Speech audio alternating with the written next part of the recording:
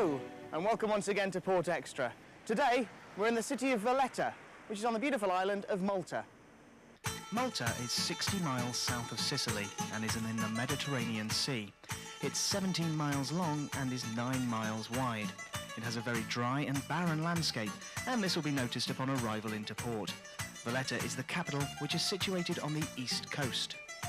Valletta has a turbulent history and was in itself designed by the Knights of Malta, who arrived here in 1530. The city is made out of a creamy golden sandstone, and as you'll see later, this sandstone makes up the large walls that protected the city from the Suleiman. The Suleiman, who were a Turkish army who tried to invade in 1565. Over 40,000 Turkish soldiers tried to invade the city against the might of only 9,000 knights, who won the battle. Of course, today you can see why the knights won, with the fortifications and complicated entrenchments. The island of Malta and Gozo was once part of the Roman Empire. Having been given to an order of Christian knights by the Emperor of Spain in 1530, control of the islands passed to the British Empire in 1814. Malta served as a naval base in World War II, suffering from a blockade and 5 months of devastating bombing raids. It finally became an independent democratic republic in 1974. To walk into town, it will take approximately 20 minutes. It is a long walk up a steep hill, and for anybody with walking difficulties, then we do recommend that they take a taxi. To walk directly out of the port gates, turn right and walk up the slope. You'll find steps on the right-hand side clearly marked to Valletta, and these will take you into the town centre. Here in Valletta there is so much for all cruise ship guests. Just below me you can see Republic Street, where you'll find the market selling lace, shoes, leather, local produce, and also lots of very good bars and restaurants where you can get some excellent authentic Maltese cookery. Although if you fancy something a little closer to home, there's always McDonald's, Burger King and even a Pizza Hut. Republic Street is where you'll find Republic Square, and here is St John's Cathedral, the National Library and Grand Master's Palace. The National Museum of Archaeology on the left side has a big cannon outside. The tourist information is also situated here in the street. Well, whilst you're on your cruise, you will have realised by now that there's always an opportunity to buy something rather exclusive and quite unique. And here in Malta, there's no exception to that rule. You'll be able to find all sorts of wonderful silver goods and gold goods. As you can see here, a fine selection of jewellery, pendants, rings, all sorts of precious gems as well.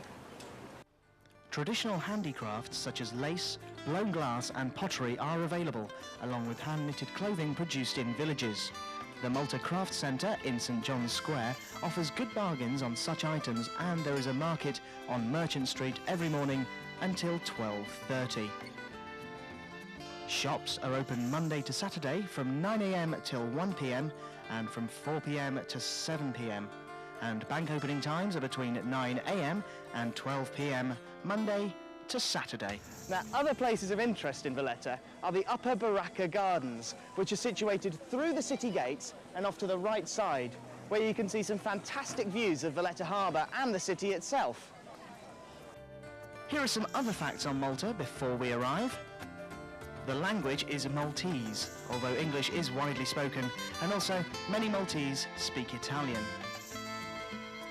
The currency is the Maltese lira. Do remember to check exchange rates when you arrive. UK pounds sterling and US dollars are widely accepted, but do check if they're used. There are also many foreign exchange kiosks in the town centre, and there are also ATM cash dispensers that take most international credit and debit cards. Well, phones can be found all over the island, and if you would like to make overseas calls, we recommend that you should buy a phone card which can be purchased from any of the newsagents or kiosks around Republic Street, or the stalls near where we dock as well. They can be bought for about £5 or £10 sterling.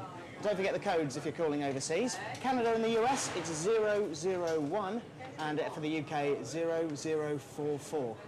Anyway, time to phone me mum. Taxis are available in the port area. Do agree a price before setting off, and it costs approximately £5 Maltese into Valletta. But taxis are fairly expensive. Here in Malta, there is a great alternative to taxis. It's these horse-drawn carriages. Now, all of the drivers are local, so they make excellent guides. Just do remember to agree a price before you get in. Beaches are only on the north of Malta. Snorkeling can be done at Mahilia Bay, where equipment can be hired. The beaches are at least half an hour taxi ride from Valletta.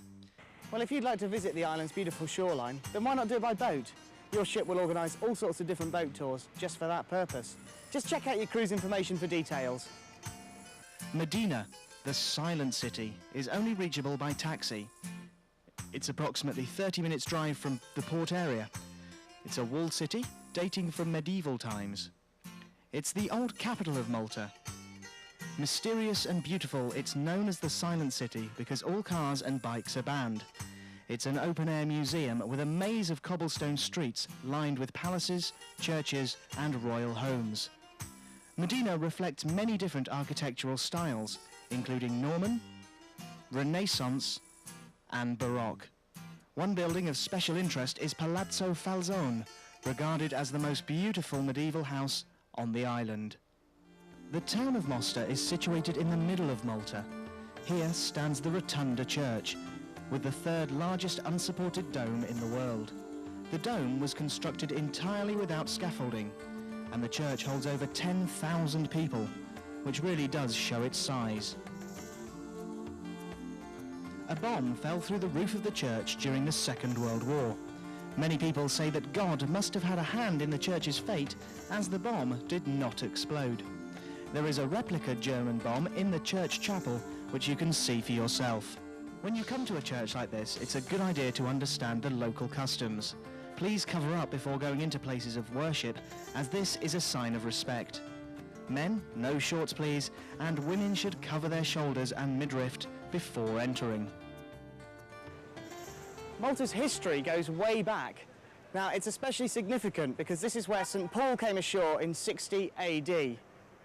After his boat was shipwrecked, St. Paul was held by the Romans. St. Paul came to preach to the local people and spread the gospel. You can see the catacombs of St. Paul, which are at Rabat.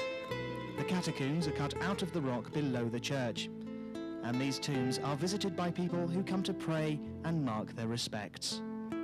There really is so much to do here in Valletta, and indeed the whole of Malta. And remember, your ship will organise various shore excursions, so do check all of your cruise literature for details. Well, that's all we've got time for today on Port Extra, but we'll be back next time. Until then, we're going to leave you with some of the sights. So from us for now, cheerio.